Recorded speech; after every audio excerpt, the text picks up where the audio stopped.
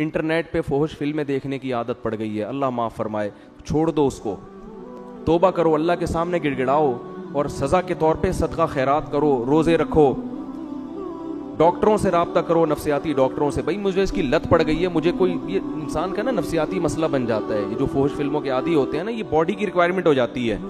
जैसे नशा है ना, हीरोइन अगर आपने छोड़नी है तो सिर्फ तोबा काफ़ी नहीं है, प्रॉपर इलाज बोलो ज़रूरी है। तो ऐसा ही ये जो फोहश फिल्मों की आदत पड़ गई है, तोबा भी करें और प्रॉपर इलाज भी करें इसका। लड़कों से बदफेली की आदत पड़ गई है, तोबा भी करें, प्रॉपर इलाज भी करें इसका।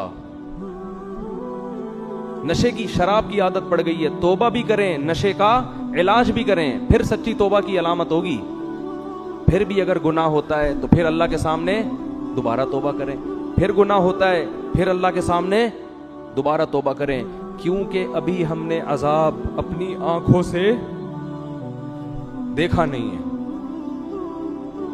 इसलिए 100 बार भी अगर किसी ने फोहश फिल्में देख के तोबा की है ना, अभी भी तोबा का दरवाजा खुला हुआ है। एक साहब ने मुझे बताया फोन पे कि मैं फोहश फिल्मों का आदी हो गया। एक नौजवान ने बताया, मैं हज करके आया, उसके बाद फिर मुझसे दोबारा गुनाह हुआ है, मैं इतना मायूस हो गया हूं कि यार हज में भी नहीं छूटा।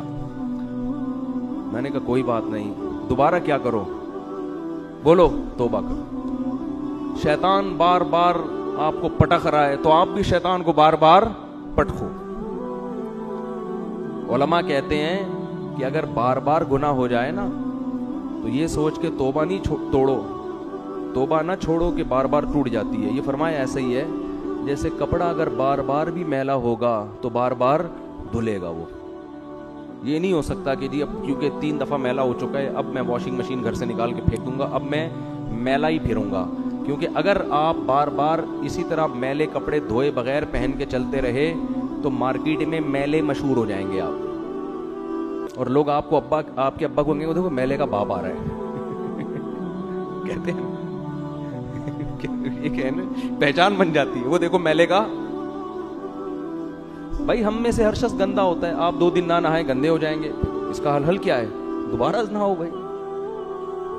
कपड़े मैले हो रहे हैं, बार बार धो उनको तो मैल दूर हो जाएगा। तो इसी तरह जब इंसान गुनाह करता है उसका दिल क्या होता है, मैला। हदीस में आता है तौबा करता है तो दिल क्या हो जाता है, साफ।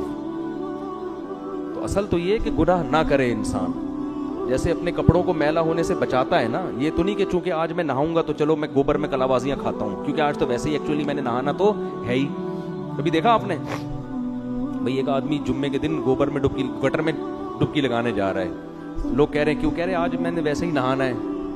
तो मैंने कहा चलो गटर से होके आ जाऊंगा, नहा के तो वैसे ही साफ हो जाऊंगा। अबे तो जानकर कौन गंदा होता है, वो तो बाहर की गर्दो गुबार लगती है, डस्ट वगैरह, फिर इंसान मैला हो जाता है तो वॉशरूम बने हुए, जाओ भाई नहाओ। ये थोड़ी कि जा के बार बार इस गटर से चूहे की तरह घुस रहा है और उस गटर से निकल रहा है।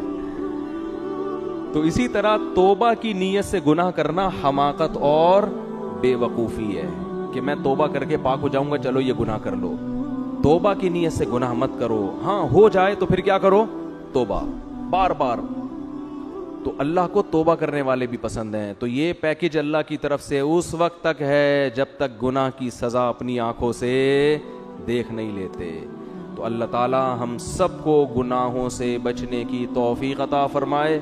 और अल्लाह न करे, अल्लाह न करे, अल्लाह न करे कभी कोई गुनाह हो जाए तो फौरन सच्ची तौबा की तौफीक अता फरमा दे, दुनिया से पाक साफ होके जाएं।